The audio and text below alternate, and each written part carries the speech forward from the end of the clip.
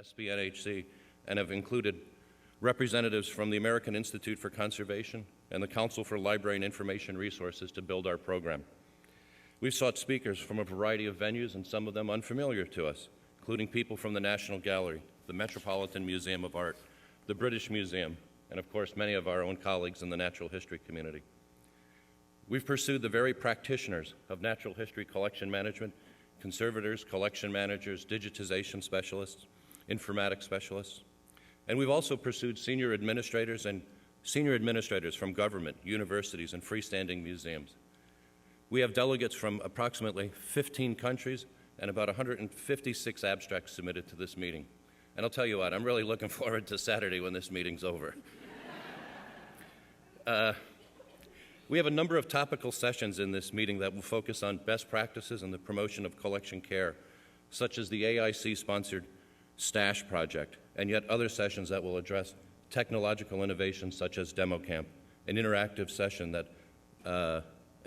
session with live demonstrations of software innovation. Got to be honest, none of these meetings can be successful without a band of volunteers, a host committee, my co-chair Susan Butts, who by the end of last week we were calling her General Butts. But we also have sponsors, and we also have vendors, and we have a huge trade show. This year we had 45 companies and institutions sponsor varying aspects of the meeting, from our topical sessions, our workshops, our social events, such as the icebreaker last night.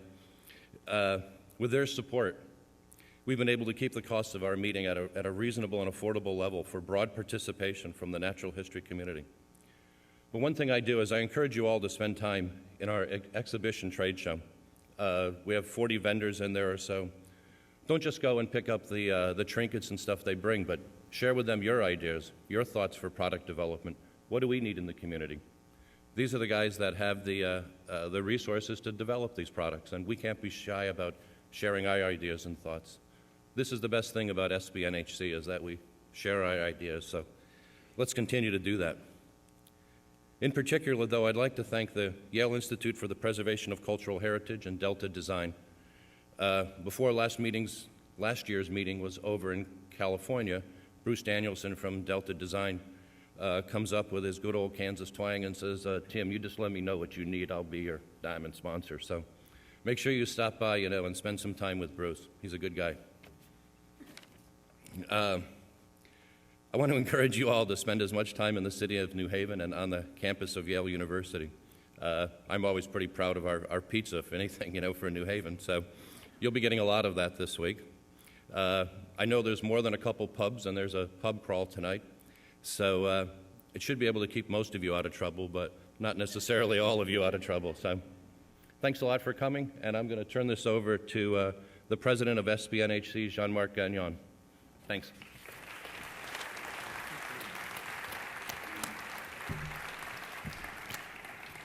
Thank you, Tim, and again, welcome to Spinach 2012, or SPNHC.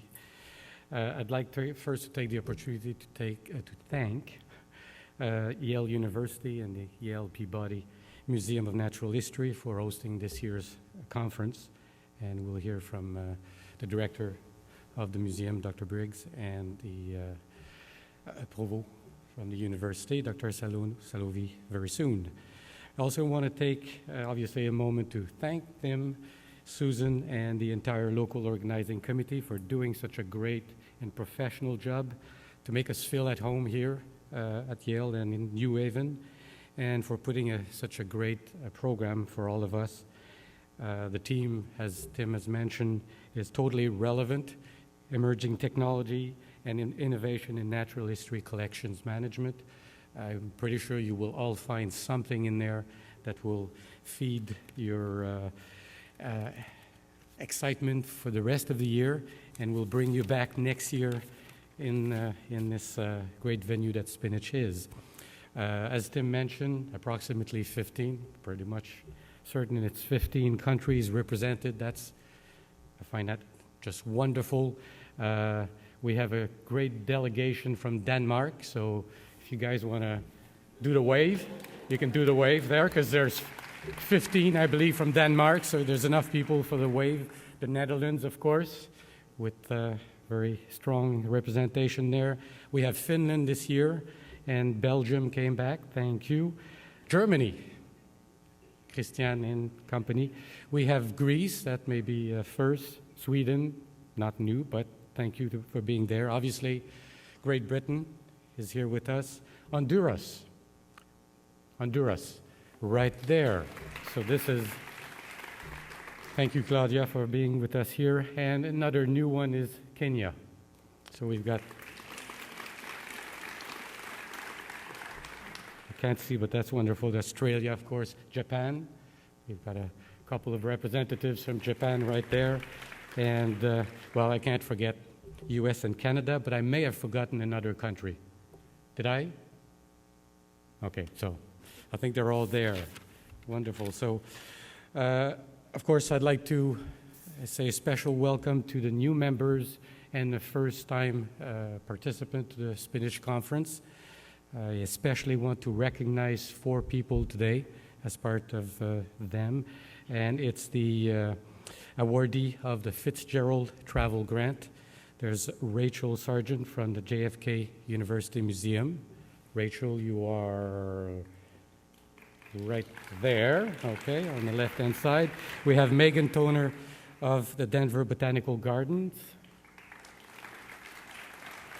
All right, middle there.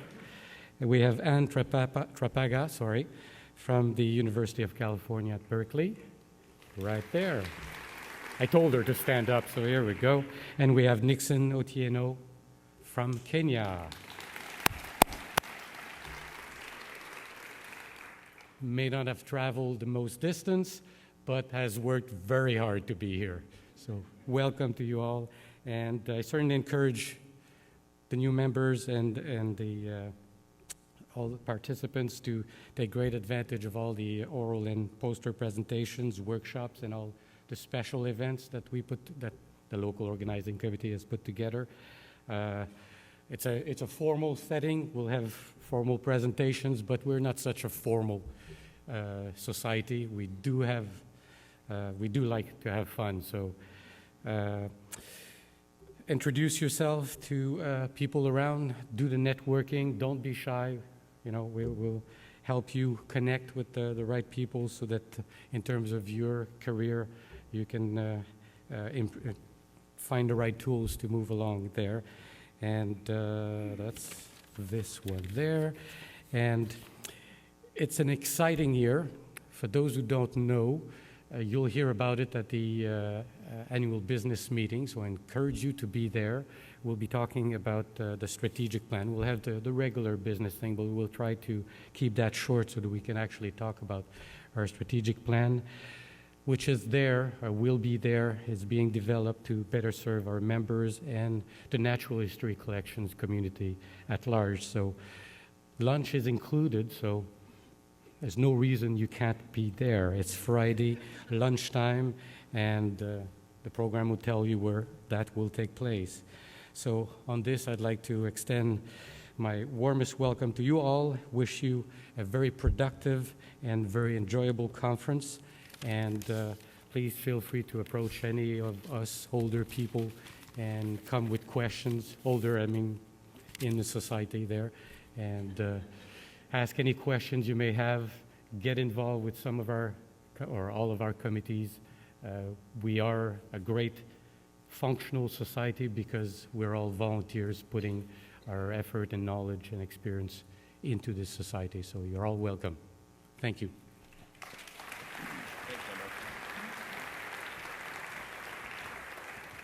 So now it's my pleasure to introduce the director of the Peabody Museum, Derek Briggs.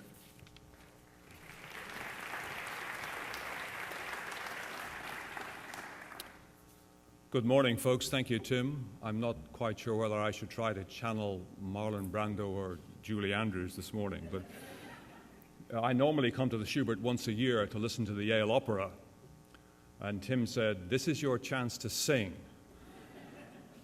But rest assured, I'm not going to, because of course I'm here to welcome you on behalf of the Yale Peabody Museum to this 27th annual meeting of the Society. Although I guess, judging by the rather subdued demeanor of some of you, we did a pretty good job welcoming you last night in the Hall of Dinosaurs at the museum. We're pleased, very pleased, and proud to be hosting this meeting. I know we're following in some fairly large footsteps the Natural History Museum in London, the Canadian Museum of Nature, the American Museum, the Smithsonian, the Netherlands Centre for Biodiversity.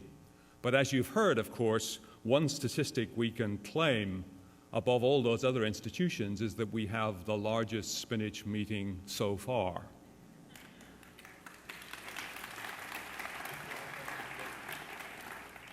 And I know that part of this, at least, is a reflection of the organizational skills of my colleagues at the Peabody, the local organizing committee. Indeed, it's a privilege and a genuine pleasure to work with such a professional and talented and indeed convivial group of people. So it's fair to say that Yale University continues to be a remarkable steward of its collections, which extend well beyond the Peabody's natural history holdings to its two major art galleries. And if you get a chance, I encourage you to go and visit. They're very close to this point. The libraries, the medical school, the collection of musical instruments. The Peabody Museum's collections of 12 to 13 million specimens are housed, obviously, in New Haven, but also at Yale's West Campus. And we'll be delighted to show you, or some of you at least, that facility on Friday afternoon. The Environmental Science Center, which opened in 2001 next door to the public museum, houses entomology, the herbarium, paleobotany, living and fossil invertebrates, vertebrate zoology, and vertebrate paleontology is in an adjacent building. And the vision of that building, which has worked so well, is to hold the collections essentially across the corridor from the research labs. So there's ready access to materials for teaching and research. The West Campus facility Yale acquired in 2007, there we have some 40% of our collections, including our museum archive, historical scientific instruments, and most of our anthropology materials in what's essentially newly furbished and being furbished space. And we have special collections from most of the Peabody's other museum divisions out there as well. So it's a place where we can accommodate material we haven't space for on the main site. The vision there is rather different. It's more, but by no means exclusively, on the collections per se. So the West Campus is the venue of Yale's nascent Institute for the Preservation of Cultural Heritage, which will incorporate new centers for digitization and conservation that will serve all the university's collections. So a collaboration across these various holdings of Yale. So I'm confident, of course, that you're going to continue to enjoy this week. At the heart of our agenda are caring and sharing, so developing and delivering new methods of conserving our collections and making the information associated with our holdings as widely available as possible.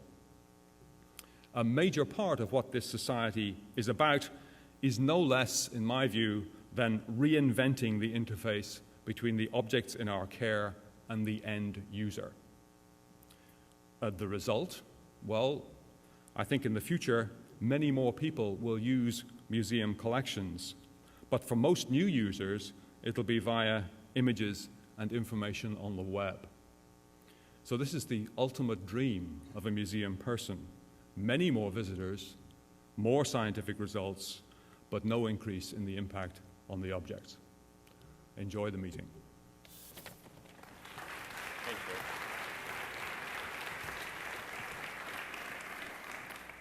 Now it's my pleasure to introduce the Provost of Yale University, Peter Salovey.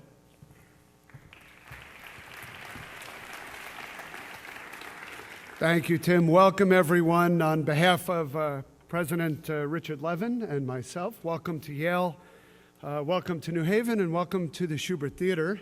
I know President Levin would have loved to have been here to greet you himself, and he apologizes that he's not here. But I am here to say that we hope you have a wonderful experience on the Yale campus and in our great city. I will say one of the historic things you could do here in the Schubert Theater if you stay over the weekend until Monday is to participate in a great American tradition, particularly those of you from international locations, and that is to hear a Willie Nelson concert. He's coming here on Monday. We're just thrilled that we have 400 plus museum professionals here for this conference. It's a great honor for us, and I know that we will learn from you by your being here.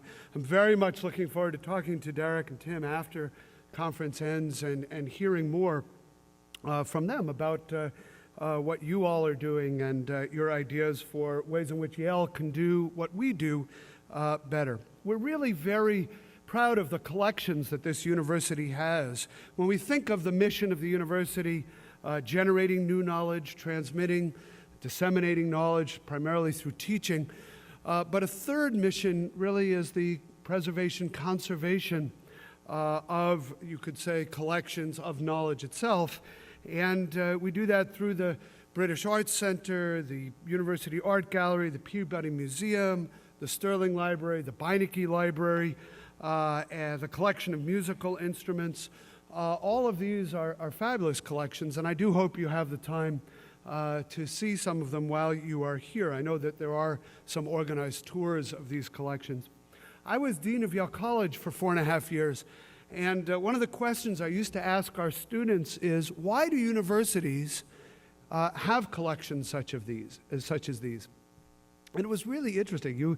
You would think that's not a difficult question for a Yale undergraduate to answer, but they would pause and they would say, well, maybe it's what Yale gives to the community. It's for New Haven and visitors. They come to the community and they want to go to a museum, and so they go to a university collection. And you say, well, yes, that's one of the things that we do by having those collections, but that's not the primary reason.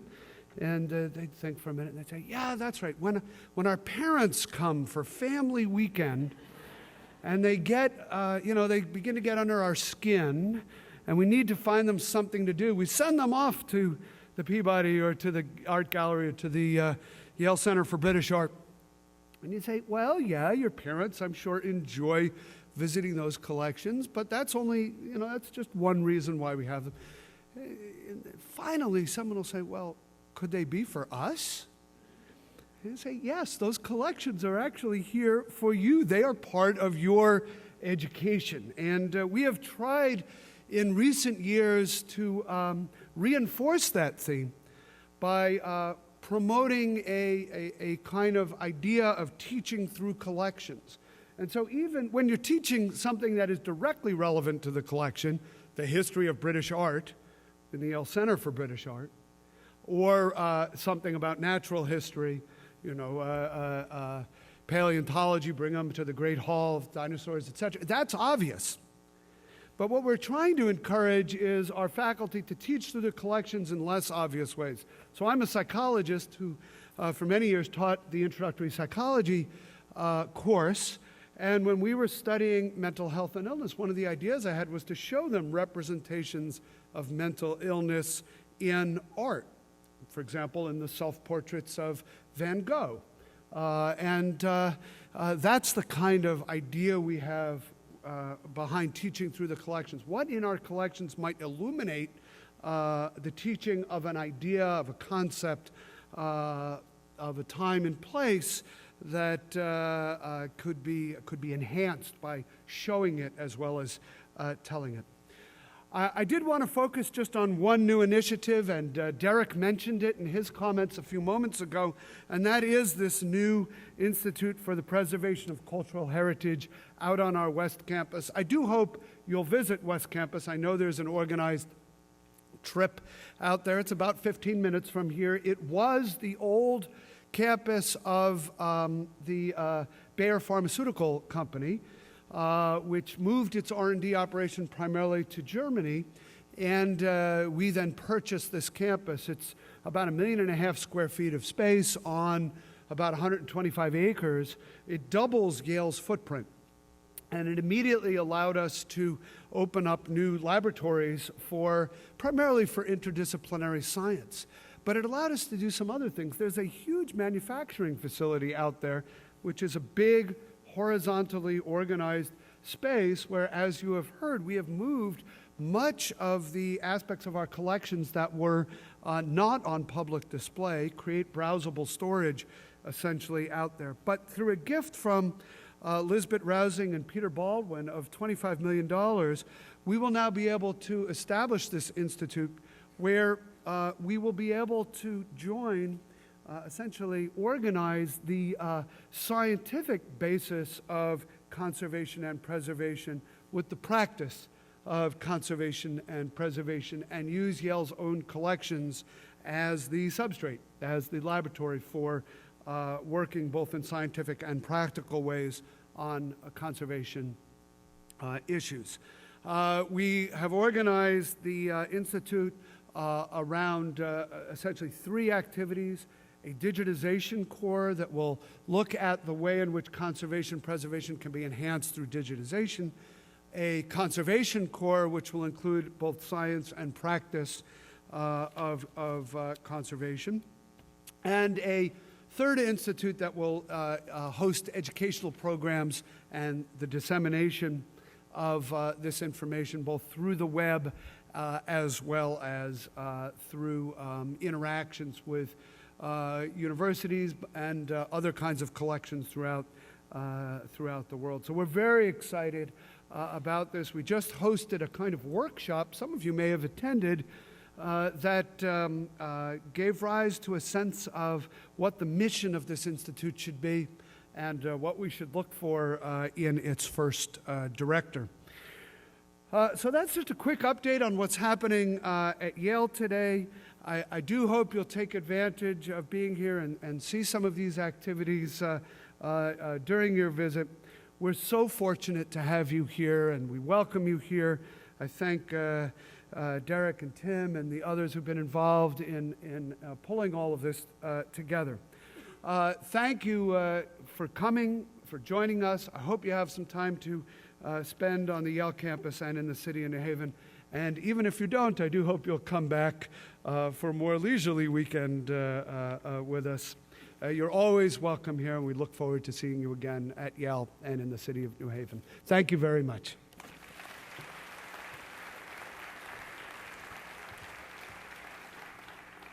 Thank you, Peter.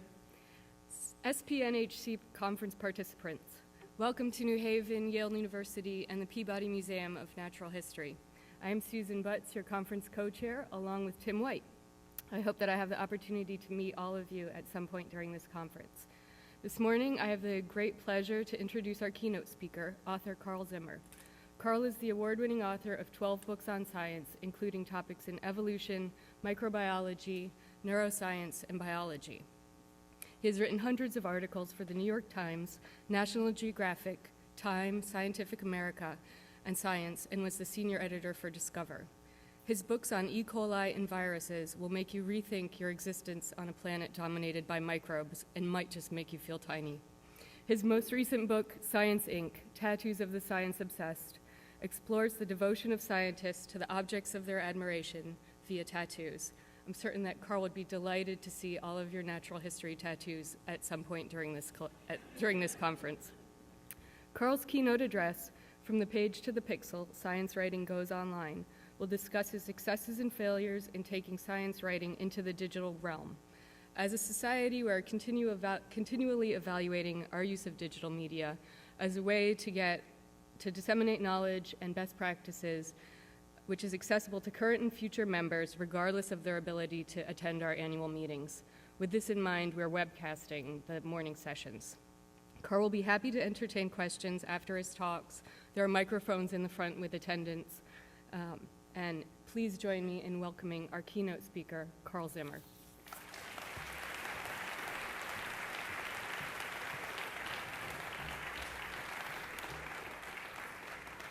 Good morning. I'm just going to get this set up. There we are. Great. Thank you. Thank you for coming out this morning. When Susan and Chris Norris and Tim asked me if I would come give a talk to you guys, this was some time ago, and then they said, well, you need a title and maybe an abstract, and I came up with a pretty innocuous sounding title, but my thoughts on these issues about journalism, about the internet, about sort of how our communications across society, including museums, have changed over the years. It's evolved. So if I had had an opportunity to retitle this morning's talk, I would call it What Chuck Norris and Tapeworms Taught Me About the Future of Journalism, Science, and Civilization. And I promise you, it will all make sense by the end of our talk. So I wanted to talk to you about my own experiences, but also try to kind of weave it in with some thoughts about museums, because for me as a science writer, museums are an essential part of my world, really. I didn't start out as a scientist. I went to Yale here as an undergraduate, but I was an English major, and so I was reading about whales, but not in a biology class. I was taking a Melville class.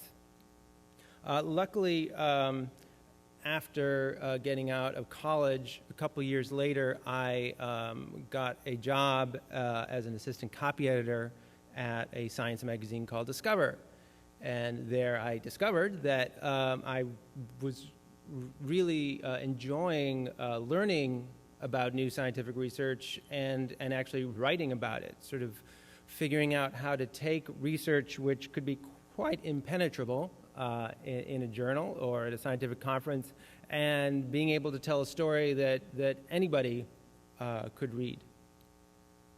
So this is a cover from, I believe it's 1993, not long after I started. And down at the bottom, that's actually called a mailing label. So there actually was a time when, you know, they would stick these things on, it would go through the mail. And actually, that was really the only way that you could get Discover magazine or go to a newspaper stand. The information was locked in there. Now, what made that so precious was that was a place where readers could be learning about scientific progress. And I would, you know, in the 20 years that I've been writing about science, I think I just feel very lucky in that it's been an amazing time to be writing about science, whether you're writing about people looking back to the dawn of the universe or looking back to the dawn of our own lineage. We know things now that we just didn't know 20 years ago. We couldn't even think we could know. And so it's been wonderful to write about it. But, you know, the way that we science writers write about science has changed a lot. And so I'll give you just one example of how things have changed. So here's a still from King Kong, and he's holding a pterosaur. Maybe watching King Kong got me curious about pterosaurs as a kid. I don't know. Maybe going to a museum and looking at one up on the ceiling did. I don't know. But all I know is that at some point, within about 3 years of starting working at Discover, where I was writing features and so on, I just wondered, well, what's going on with pterosaurs these days? And it's nice to have a job where you can actually ask that question. Now, it wasn't actually easy to find an answer. I couldn't just take to this computer and say, what is going on with pterosaurs? That wouldn't work. I mean, we had computers, but they weren't hooked up to anything. So what did I do? I went to a museum. I was working in New York, and so I made a few inquiries up at the American Museum of Natural History. Turned out that there was someone getting his PhD up there named Alexander Kellner from Brazil. He's back in Brazil now. But at the time, he was working on some amazing fossils of pterosaurs. And I'll never forget going up to the museum, and this is a place I'd been going to many times since I was a kid, going through the entrance, going through the main exhibits, and then Kellner met me in that public space, and he said, "Good to meet you. Come with me." And we walked down a hallway past, thousands of kids, and he sort of turns next to some diorama of a bear or something and brings out a key, opens a secret door, and we go in. And really, I know this may be where you folks work, but for for the rest of us, it really is an astonishing experience to go behind to where all this stuff is. And like I say, I still remember that. And Kellner took me to his office where he had all of his pterosaur fossils, and he would say, "Well, here's a really interesting skull," and just hand it to me. And so the whole experience was just wonderful. And I was sitting here thinking, like, well, nobody outside of this, back room in this museum really knows about this, and I'm going to get to write about it. So what I wrote was a cover story for Discover on latest ideas on pterosaur biology. Were they warm-blooded? Could they walk on the ground? How much were they like birds? All these fascinating things. I publish it in a magazine, and it goes on to newsstands. Now, this picture was taken, I think, in the 50s, but things hadn't changed that much in the 90s. The paintings that we commissioned, you could only find them in that magazine. The photographs we took, they were in that magazine, or they were slides that someone kept in a folder in our office, and that was it. And once it came off of the newsstand, the only place you could find it, that information, was in a library. You had to hunt that issue down, maybe go to a photocopying machine and photocopy it. That was how information flowed. And it was a very one-way experience. I would write a story, and then it would take months for it to show up in the magazine, and then people would read it, and then maybe a month later, maybe someone would write a letter to the editor. Probably not. So you had no idea what people thought of it. You had no idea how many people read it. You knew nothing. You were just sending information off into a void. So since working at Discover, I have kind of gone off and written on my own. I'm still a contributing editor at Discover, but I have started to write at other places, like the New York Times, for example, and as Susan mentioned, been writing books, all in that very old media kind of way. The flow of information goes in that same direction, whether you're talking about books or newspapers or magazines, or at least it did. While I was working at Discover, a scientist who I was talking to, I was trying to write about his research on what it's like when black holes collide, and he said, well, if you could get on the internet, you could go to my webpage and you could see an animation I did of a computer simulation. And I didn't know what he was talking about. And it took the computer people at the magazine some time to figure out what was going on, and we actually rigged up a computer to the internet and used the program Netscape to look at things, and it was quite astonishing. But I didn't think at the time that that's where people would be reading my stuff. I just thought it was a great place to find information to then put in on that piece of paper, then went in that one direction out. Nevertheless, I started to set up an author website in about 12 years ago now. Gosh. But again, when we science writers would do that, we weren't really thinking like, well, this is where we're going to be, where we're going to exist digitally. It was just a place to kind of put our clips so that editors would know what we do, and just have a little presence, a little toehold on the internet. But my first clue that things were going to be really different, I think, came when I discovered that there were people who had websites that they could update every day. They didn't have to go through some hideous code and risk shutting down their entire site. They could just update it constantly, and they were having conversations. They were had a very personal voice in what they were writing, and these things were called blogs. And so I started experimenting with that because I felt that newspaper articles, magazine articles, they were satisfying in some ways, but it was kind of hard to put your personal voice into it. Here, it's all your personal voice. There's no editor, there's no publisher, there's no printer. Basically, when you're ready to publish, you press a button and you've published. One thing that really surprised me about this experience was how different it was from that one-way flow I mentioned to you, where people would get a magazine and read it, and that was basically the end of it as far as you knew. Things have a way of spreading on the internet, and that's a good thing and sometimes a bad thing. I'll talk about the good first.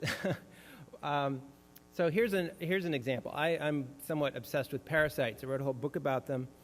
And after I wrote the book, I discovered that there was a cool parasite that I had totally overlooked, which is a wasp that uses cockroaches as hosts for their babies. And they lay eggs on the belly of the cockroach. The eggs crawl in, and eventually they pop out like that. Getting the cockroach to put up with this involves actually a little brain surgery. They put their stinger in the head of the cockroach and inject certain chemicals that make the cockroach essentially a zombie. This turned out to be quite popular, and I could... and what was interesting is I could track it, and it would go in all sorts of unexpected ways. There weren't like set boundaries, like, oh, well, this is a science publication, and people who are interested in science shall read it, and that's the end of it. It radiated, which to me now I think is incredibly important, that if you can write about science, communicate about science, and get that information to radiate, that's a victory. And so, for example, there's a website called Boing Boing, which is a wonderful, eclectic mix of technology and culture and science and all sorts of different things. And so they got a big kick out of it, and so they talked about it, linked back to it. But it wasn't just that sort of thing. There's a band in Los Angeles that was so inspired. They're called Super Duper, and they were so inspired by this story of this wasp that they actually wrote a song about I think it was kind of like a girlfriend who controls the singer's mind or something like that. Anyway, but the name of the wasp is Aunty Looks compressa, and they actually are singing Aunty Looks compressa in these nightclubs, which I think is so cool. But even cooler than that, to get back to the zombie theme, is that people who make video games, I'm not sure exactly where they picked it up along the way. I think it might have been through Boing Boing. I don't know. But anyway, there were links coming back to my blog from video game design forums where people were saying, have you heard about this wasp? This would be an awesome character for a video game. And it actually is one. I haven't played this one. I don't know if there are any gamers out there, but Aunty Looks compressa is in this game called Dead Rising. So that's just an example of the surprises about how things can spread thanks to this new system. You get feedback. Sometimes good and sometimes not so good. So this is when I was writing about a court case about teaching evolution in schools. Yeah. You can be sure of this, Carl. The reason you cannot see how wrong you are is that the God of this world, Satan, has blinded your eyes to the truth. May God have mercy on your soul. Which is pretty intense to get as a blogger. I honestly do not think that Satan is that interested in the blogosphere, but I could be wrong. In any case, but this illustrates actually something, a very important fact. It's very important to me, especially because simply because I write a lot about evolution. Creationist organizations are very well organized in the United States, and they took to the internet a long time ago. So here, for example, is the Institution of Creation Research, which has been in existence since the 60s, and they've been on the web, I believe, since at least the 90s. They have a very slick website where you can learn about things like how chewed dinosaur bones fit flood. A new cache of fossils found in Arlington, Texas, contains plenty of clues that are best explained by Noah's flood. It's on the internet. You know, people think that things that are on the internet are true. This is just a habit we fall into. And so if you have a nice website with great typography, people are going to say, well, I read about it, and so it must be true. Even if someone is trying to claim that fossils that are millions of years old were actually laid down a few thousand years ago. Now, that being said, that's not a cause to say, oh, I hate the internet, and I'm going to run away and pretend it doesn't exist. And there have been great examples of people not taking that attitude.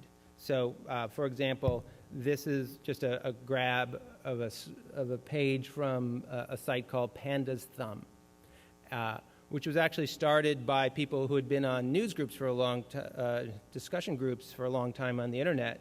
They decided to take advantage of the tools that were coming available, blogging tools and so on. And they set up this site, which has been around for years now and is a really great resource for rebutting this kind of creationist nonsense. So,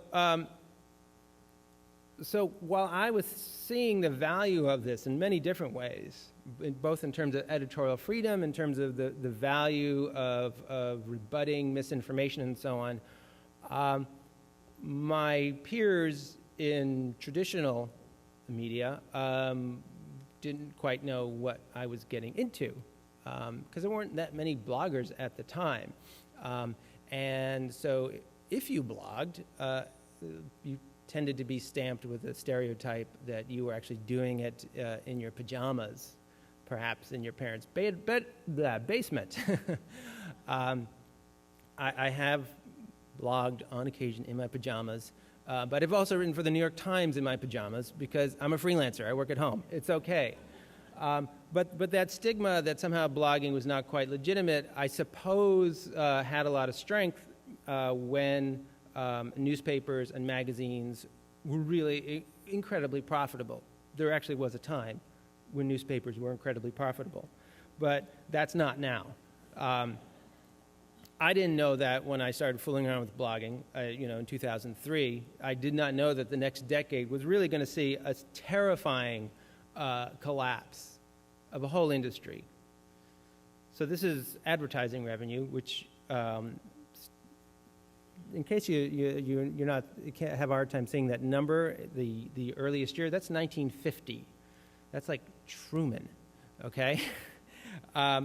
So newspaper ad revenues climbed quite handsomely up until 1990, a bit of a dip, but regained in 2000. But since then, it's been crashing.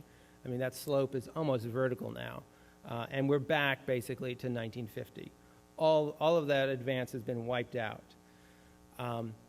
And so people who are actually employed in newspaper publishing are a vanishing breed as well. And this affects how science is covered, unfortunately.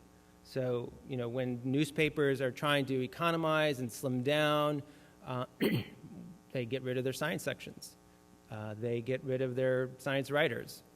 I'm really grateful to still be writing for the New York Times. They have really stood by their science section, but the same can't be said for a lot of other places. So things have flipped. And this is a pretty striking graph. And it's something to bear in mind when you're thinking about how you get the information in your museums to people. These are results of a survey from the National Science Foundation, where they ask people, where do you get your information about science? For example, about specific scientific issues. The internet, almost half of people in 2001 said the internet, and now it's well over half do, whereas you can see newspapers is fading off there. When people have questions about science, they go online, and they can find all sorts of things there. They can find creationist websites, they can find articles in the New York Times, they can find museum websites. There's all sorts of stuff that they can find, but that's where they're going. Now, it was very interesting to discover blogging and to kind of get into that and make that kind of part of my life, but it seems now that like the one constant with the online world is change itself. In other words, there are more and more systems that get set up for transmitting information in all sorts of different ways. And these are systems that are growing so rapidly that even if it sounds funny, like Twitter, you can't just pretend it doesn't exist. You know, when hundreds of millions of people are getting their information someplace, that's something that you have to pay attention to if what you're interested in is information. And I think, you know, we journalists are, and people at museums are as well. This makes things very complicated. I start to think about ecology now. So, you know, before, I was trained in science writing when it was just this very simple little chain. You do some research for a story, you publish it, it goes out there, people read it, and then, I don't know, they put their magazine in the recycling. I mean, that's sort of the life cycle of information. But now, things are bouncing all over the place. So if I write an article, it might end up being in part of a book, so I might blog about it, and there might be some extra information that I wasn't able to put in the article or the book, I don't know. Then someone asks if I'd be on their podcast on The Guardian, and I say, sure, why not? We talk about it, that gets linked to some other blog, which it just radiates all around and around and around. The hope is that you, as a science writer, actually make some money out of the process, which is that why I have that Amazon.com is that hopeful convergence of all arrows. Sometimes that's true, sometimes that's not. But in any case, the reality is that managing this web gets to be a major part of everyone's job. One of the most interesting things to me now is that is how books, which for a long time was kind of like the last holdout in terms of what was traditional about media, has changed. I mean, actually, I've been hearing people saying, oh, ebooks are going to change publishing for well over 10 years, and I generally didn't believe a thing that people would say about that. Usually they were trying to get you to pay $1,000 to come to their very fancy seminar where they tell you all about the future of ebooks on maybe a Palm Pilot. But now there are the machines that can handle it, and you know, the New York Times Book Review, when it shows you bestsellers, ebooks is its own category. In many cases now, new books will sell more copies new books will sell more copies electronically than, say, in hardback. And not only that, but like blogging, you don't necessarily need an official publisher. You can do it yourself. I mean, if you know how to use some fairly simple software, you can actually start self-publishing. And there are all sorts of really innovative companies that are starting up, like the Atavist, for example, which is publishing pieces that are about 20,000 words long, which just had no place 10 years ago. They were way too long for a magazine article, way too short for a book, which is silly. I mean, that's just somehow saying that a certain format is not allowed just because our business model can't handle it. Well, this one can. And the Atavist is actually publishing a lot of really interesting science, so I encourage you to check that out. I've actually gotten so fascinated with ebooks that I and some other colleagues have started up what we'd like to call a science ebook review called Download the Universe, where we're exploring all of these new experiments. And so while there's a lot of complexity to this ecosystem, it's something that's fascinating to be a part of and to watch evolve. So I was thinking about this while I was working on my talk. So how do museums fit into all of this? So, as I had mentioned earlier, for me, museums as a journalist were this incredibly important reservoir of information, of research, of expertise, and so on. And I've, interviewed many people at museums over the years. Museums traditionally hold on to these resources in their collections, put some of them in an exhibit, maybe, publish a book that's for sale in the gift shop, and not much else. I mean, that was the traditional model of the museum, and it's a very valuable one, but I'm sure I don't need to tell you that the digital environment presents a lot of opportunities for museums. So I just want to talk about a few things that I think are really interesting. For one thing, you can open up your collections. And this is important not just for scientists, I want to point out. It's important for, for journalists, for example. If I had wanted to do research on pterosaurs, who knows, maybe I wouldn't have met Alexander Kellner when I started that story. If I hadn't met him, that one guy, I might have just missed out on a great story. But if the more spread out the information is, the more available it is, the more likely it is that reporters are going to be able to find out about it. And so maybe Kellner could have done 3D scans like what Digimorph does and have them online for people to check out and look at the references and so on. That's a wonderful opportunity for connecting with journalists, but also with everyone. I mean, when I'm talking with my girls, they're 10 and 8, and we get into some discussion, sometimes you need to pull up a skull on the computer screen, and you can do that, which is great. That's the kind of conversations I have with my kids. Maybe you do too.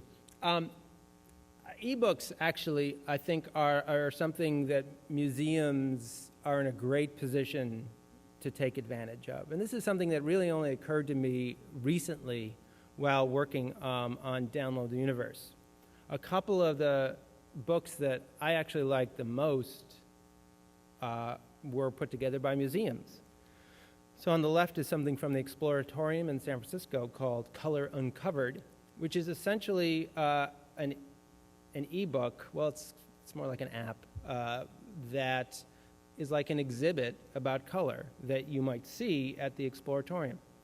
But they don't just kind of cut and paste an exhibit onto an app screen. They understand what works well in an app and what doesn't. And so it's a wonderful experience. You actually end up reading a lot. There are great illusions that they have on there. And it's all wonderfully integrated, and it's something that you can explore and come back to and explore again. I particularly love the detail about how Monet had cataracts when he got older, and this app talks about how that changed his painting because of the light that was coming in was changing in terms of the color they could get through. And they actually did a procedure where they just removed one of his lenses, and so all of a sudden UV light started coming in that eye. And you can actually look at paintings that he tried to paint with that eye, and you can actually see how some flowers that have UV coloring actually look different there than in his previous paintings. Which is the sort of thing that will go to a museum and I would read about and learn about, and it would be great, but now the museum is coming to me. Another example is something called Leonardo da Vinci Anatomy, which was actually in conjunction with an exhibit, which I believe is on now, the Royal Collection in England. Color Uncovered is free. Leonardo da Vinci, I think, is like $13. So it's, you got to pay for it, but it's worth it. It's quite magnificent in the way that it integrates Leonardo's anatomical sketchbooks with interactive anatomical features, with interviews with anatomists or with museum people. It's all brought together in a really lovely way. So there is one place where I think that museums have a really interesting opportunity to explore. Even YouTube can be incredibly useful if you know how to use it right.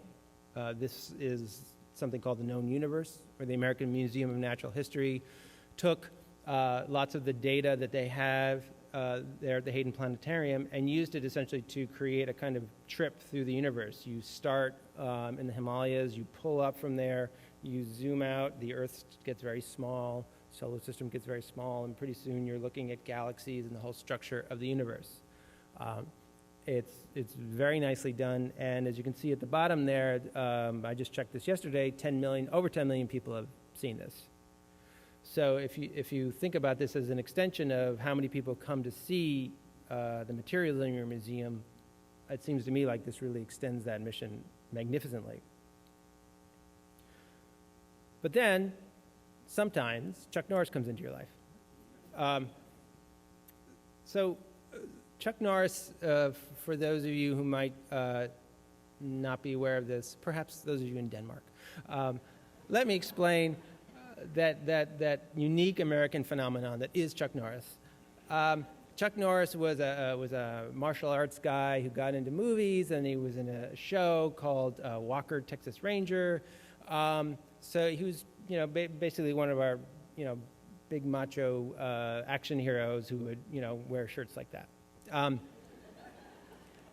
And then he got into being a pundit, and actually became a pretty prominent columnist.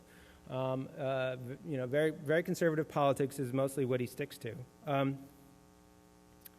Now, the reason I bring this up is because I write a column about the brain. And a few months ago, I read a very interesting and disturbing review in a journal, Nature Reviews Neurology, about a condition called neurocysticosis, which is basically what happens when you eat, say, some contaminated pork, which has tapeworms in it, and they get confused. Instead of they're at the stage where they need to be actually in a pig. Instead, they're in a human, and we think of tapeworms as filling up the intestines. Well, this is even worse. They actually end up as cysts in your brain. This is spooky and grotesque and all, but it's a serious public health crisis. In this review, for example, it was estimated that 5 million people around the world suffer from epilepsy because of neurocysticosis. And this is something that could be eliminated. This is not a particularly big challenge. This is not like getting rid of malaria or something like that. We could get rid of this. It's just that this affects mostly poor people, and we all know how that goes when it comes to medicine. So I write this column about this disease and about this issue, and I noticed that it's quite, it's got legs. It's radiating out there. People are basically, they're on Twitter or, I don't know, Huffington Post or other places saying, oh my God, tapeworms in the brain. That's about as far as their reaction to it gets. But they're like, their minds are blown, which is good if it's getting their attention. I hope they will actually read through it and see that this is a public health issue that if we focus on it, could actually be helped. So then, a couple days later, this comes to my attention. And this is Chuck Norris's column, and this latest one was called Beware What Gets Inside Your Head. I'm going to read this here. So this is like a sort of a Dear Abby format. Down in the italics there, it says, Chuck, I learned a lot from your series on Lyme disease. I got about as far as that, and I was like, oh, okay. Texas Walker microbiologist, whatever. And the dangers of tick bites. Speaking of infectious diseases, I had a science buff friend tell me tapeworms can tap inside of our brains, leading to all sorts of maladies. Ever heard of that? Signed, Squirming in Spokane.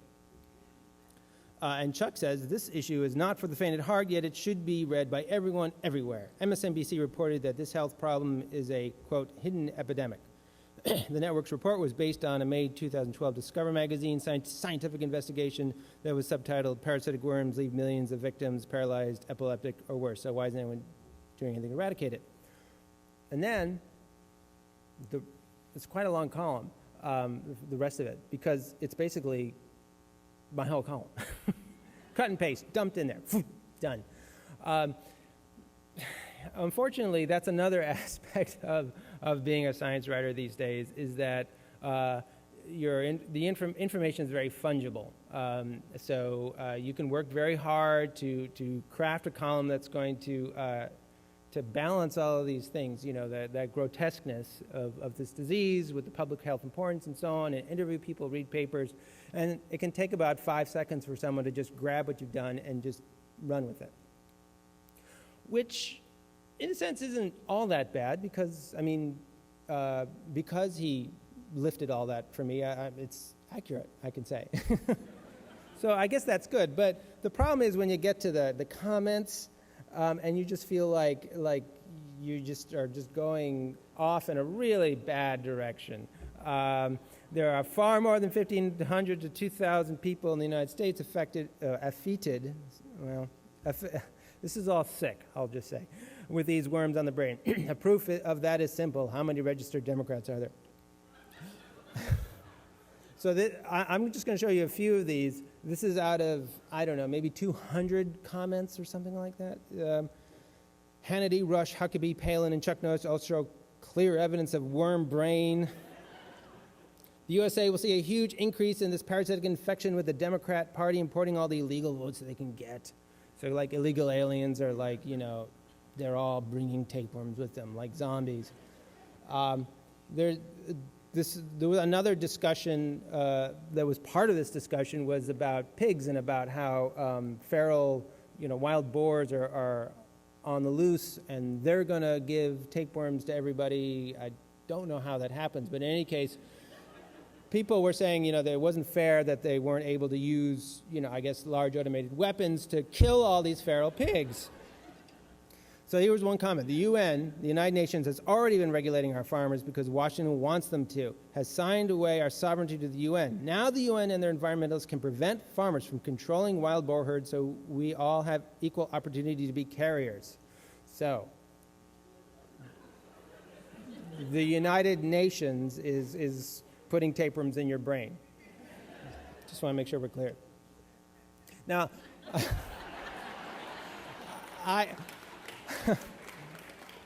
this was happening, and Twitter is a wonderful place to kind of let off steam. So at some point I was like, I just said on Twitter, this is the weirdest moment in my career of having a column lifted by Chuck Norris, which brought some people from Twitter to the comment thread, which really got things interesting. And so this was, I guess, one of them. Walker, Texas plagiarist, which summed up some really interesting responses. Stole. You don't actually imagine that Zimmer invented tapeworms. I didn't. Or was the first person on earth to notice they infect people's brains too, do you? I'd call you idiotic accusations against Chuck slander and libel too. It just goes on from there. So this gave me some pause. Because as you can tell, I'm quite enthusiastic about the opportunities that the internet provides. But things can go in really weird directions that are totally out of your control. Now, this is a big enough an issue for me, just as an individual writer, but for organizations, that are supposed to have kind of an organizational voice, an institutional voice, like museums, for example, this is a problem. The Center for Disease Control is another institution, and they tried to get into the social media game and be hip and so on, and they were quite clever with it. They came up with a website on the CDC, CDC.gov site about their zombie preparedness plan. They said, okay, what are you going to do when the zombies come? Are you going to be ready? Do you have your kit? Do you have fresh drinking water? Because I guess the zombies will turn off the water supply. I don't know. But in any case, it was quite elaborate. And it was on its own terms. I thought it was brilliant. It got huge amounts of attention, and it was a funny way of bringing people's attention to big issues like preparedness, disaster preparedness, which otherwise is really hard to get people interested in. I mean, it's like, it's like broccoli or something. I mean, people are not going to be flocking online to be like, ooh, I want to see what's new in disaster preparedness. But so they went to town with this, and I think they were feeling pretty happy about this up until maybe a week ago. Because you may recall that all of a sudden there were all these stories about people cannibalizing each other and just going berserk in Florida and all these other places. Newsweek actually put up a Google Maps showing, the zombie outbreak. Oh, look, you can click on all these different things to see the latest case of someone dismembering somebody else or something. The definition of zombie was, I have to say, was quite broad. But the CDC, believe it or not, got kind of wrapped up into this because the Huffington Post decided that it was worth investigating whether there was some kind of virus, some sort of zombie virus that was causing trouble. And so they actually, got in touch with the CDC, and the poor CDC had to issue this statement. This is like a formal statement. The CDC does not know of a virus or condition that would reanimate the dead or that would present zombie-like symptoms, wrote agency spokesman David Daigle in an email to the Huffington Post. I mean, that is about as cold and distant a kind of interaction with the media as you can imagine. I mean, he wouldn't even get on the phone. He's just like, I'm going to send you an email, and that's it. I don't want to have anything else to do with this. And nevertheless, as you can see, the headline ends up being Zombie Apocalypse, CDC denies existence of zombies despite cannibal incidents. What do you expect from your government? I mean, of course they would deny this because they're letting the pigs run loose. Actually, so this became really popular. You can look at the numbers there, 21,000 people sharing on Facebook and so on and so forth. And so another news site, the Daily Caller, would not be outdone, and so they were reading actually stuff at Discover Magazine about toxoplasma, which is a single-celled parasite that probably about a quarter of you have in your brains. It might subtly adjust your personality, but other than that, you're fine. But the Daily Caller called the CDC and demanded to know why they weren't looking into toxoplasma as an explanation, because if toxoplasma gets into a rat, the rat might be more likely to be killed by a cat because it loses its fear of cats being the final host of toxoplasma. So, I mean, you can see that's obviously, that's zombie stuff right there. The CDC wouldn't even respond to the Daily Caller, which you just don't want to do. So, having gone through my own Chuck Norris experience, I can sympathize with the CDC. I understand, some of you in museums may be a little bit anxious about this, but, the internet's not going away, and you can't pretend that things are not out there. And you can use these situations for, to be creative. So this was my response. It's kind of a little fact check on all this zombie stuff. And actually, I just pointed out how silly it all was. But I also had an opportunity to get back to some real science about those zombie cockroaches, about toxoplasma, and so on and so forth. So, you can try to think about it as jujitsu. Try to take these opportunities to sort of flip things around to what you want to do. It's never going to sort of settle down to the way things used to be. But at the very least, maybe if you're dealing with this strange kind of mutating outbreak that we call the internet, you can steer the the outbreak in interesting directions. So thanks so much for coming, and happy to take any questions.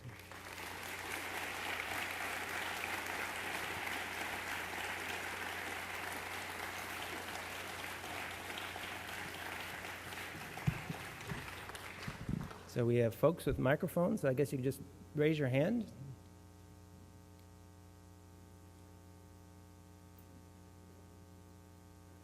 You've all been zombified? Hi, I'd like to ask if ultimately, do you think that there is more good science information out there now than there was previously, even with all of the interesting consequences, zombies and otherwise? Yeah, so the question was, is there more good scientific information out there now, regardless of the zombies? And yes, I mean, I just think that there's, any way you measure it, there's a colossal amount of information. I mean, you know, just in my work as a science writer, I mean, I would have to go, when I was at Discover in New York, I would go to the New York University library to go to their science library, because that was the only place where I could get information on what I happened to be writing about. You know, I live in Guilford nearby. I sometimes come to use the libraries here, but only for certain specialized tasks, because there is so much good information online. You just need to know how to find it, because I would while there's more good information, I would say that its proportion, its percentage of total information is going way down, which makes it harder to find the good stuff. And I think that, at this point, one of the most important things that kids have to learn is that not everything on the internet is true. In fact, very little of it is true, and they need to develop the skills to know what's garbage and what you can rely on. And you know, a lot of adults are having hard times with that. So that seems like the great information challenge of our times to me. Hi. Hi. I wasn't scribbling fast enough and didn't have my pencil out soon enough. Sure. Are you going to have somewhere we can find all those lovely website addresses you had on there? Sure. Let's see. I will just go to my blog. I mean, when I get home, I'll post this on there. Okay. So later today, I'll do that. Hi, I very much enjoyed your talk. I just want to say that. I was just curious if you could speak to, I guess, the wikis out there. And the reason I say that is because just coming out of graduate school myself, you know, you go to the library and they teach you how to go online and find all these articles. And then you go home and spend hours, and every article you find, you get the abstract, and then you have to pay a certain fee or subscription, and half the time it doesn't work. And so, you know, the library is what I generally use, but a lot of it's outdated. So like you said, you go online, well, what is actually up to date? It is very hard to tell if it's true or not. And, you know, your professors say, oh, we'll find peer-reviewed journals, but it is a challenge. Can you just speak to that? Right, yeah, yes, it's definitely, I mean, the access to, it's amazing that, on the one hand, that scientific journals have finally basically gone completely online. And you know, for me, it's been amazing watching that transformation, but it is coming definitely at quite a steep price. That being said, you know, more and more, there's more and more stuff that is now open access. At least like in biology and medicine, the subjects I write about a lot.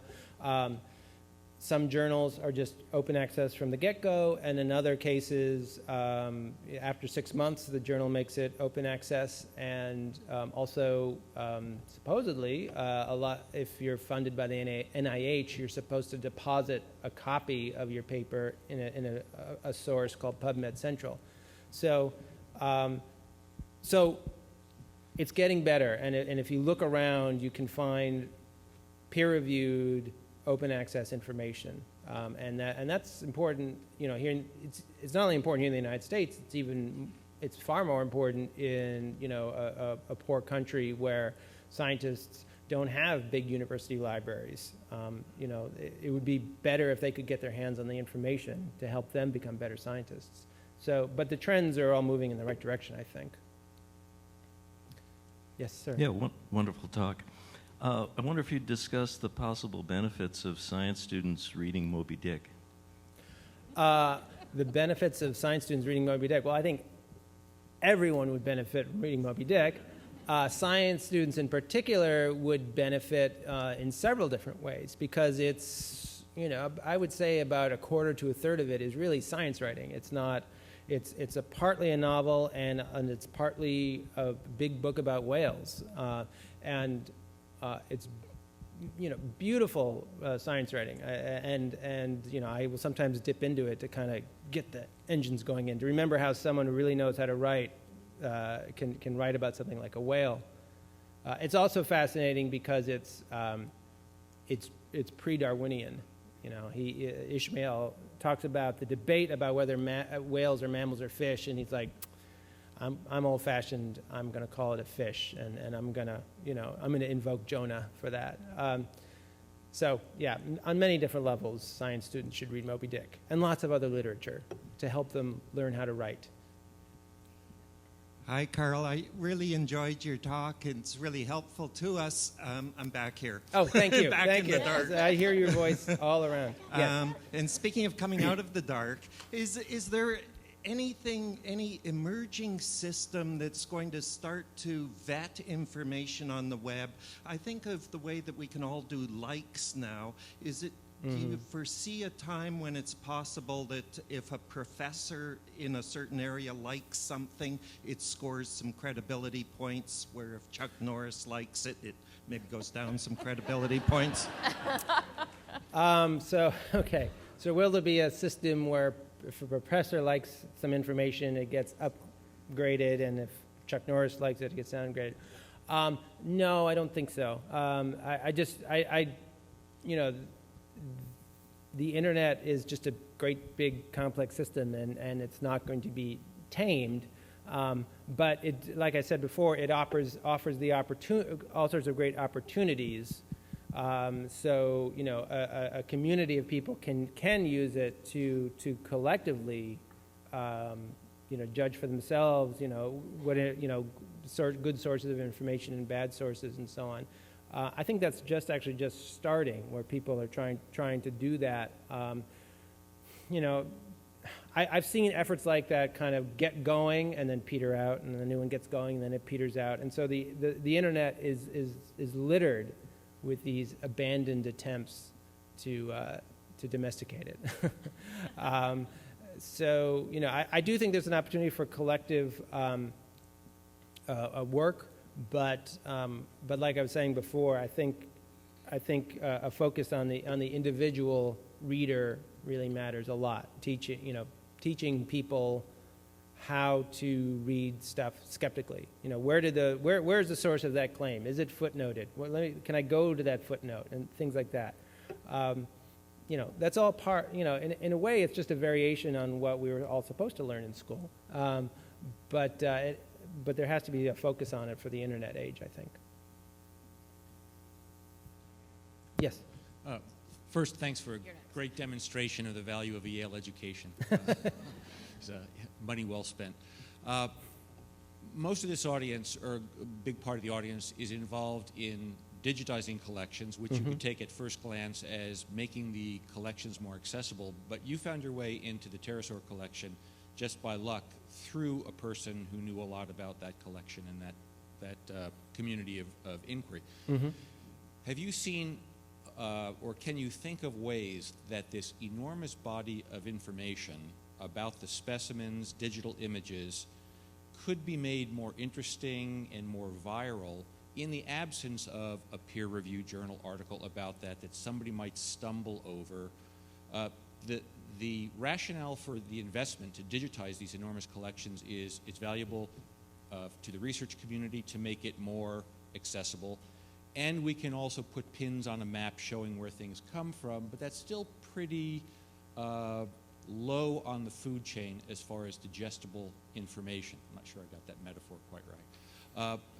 Can you think of a medium that collection managers, graduate students, researchers ways that they could take advantage of new media to use this enormous catalog more effectively to transmit interest?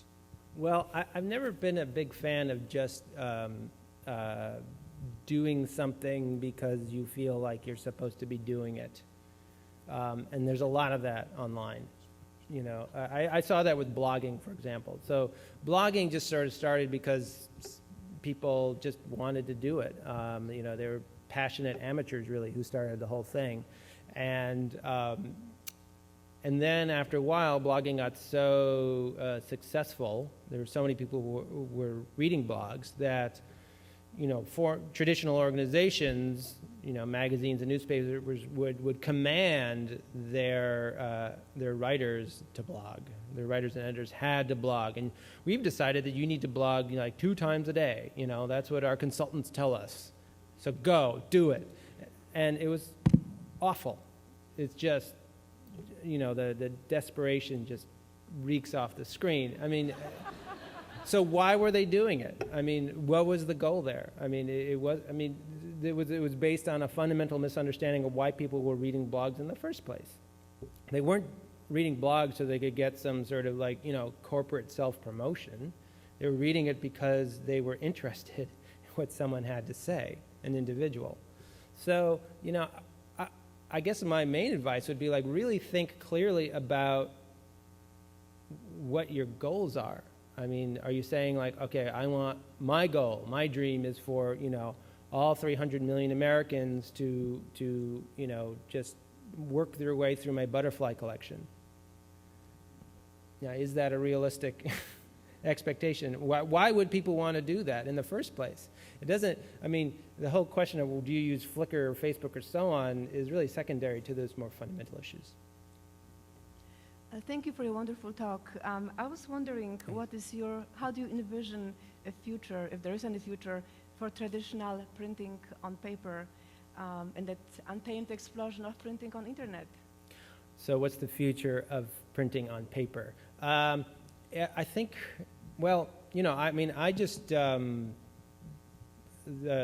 just mentioned this book I published called Science Inc., which is this slightly insane, you know, project where I gathered all these tattoos of scientists and wrote about the tattoos and the scientists and the stories behind them. It was a huge amount of fun, but it really had to be on paper. You know, it would be ridiculous. I mean, it started as a blog experiment, but, you know, the way I was conceiving of it, it had to be a beautiful object. And unfortunately, my publisher, Sterling, was all behind me and the designers. You know, we had, you know, gold stamp cover and all that. It was great fun. But the thing is that they're just, I mean, if you're not doing some pretty exotic project, it may just be easier, faster, simpler, and better business sense to publish it digitally.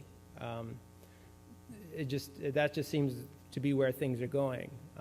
Partly because it's easier to read things on devices, and I just don't see that stopping. It's kind of like it would be like someone sort of at that top of that newspaper curve as things are starting to go down, saying, like, well, what's the future? Everything's going to turn around, right? And you know, why should it? I mean, you know, once Craigslist exists, why would you expect classified ads to suddenly, like, turn around for no reason? So I do think that printed books are going to become kind of a specialty item. And I speak as someone who has a house full of books, so, you know, what can you do?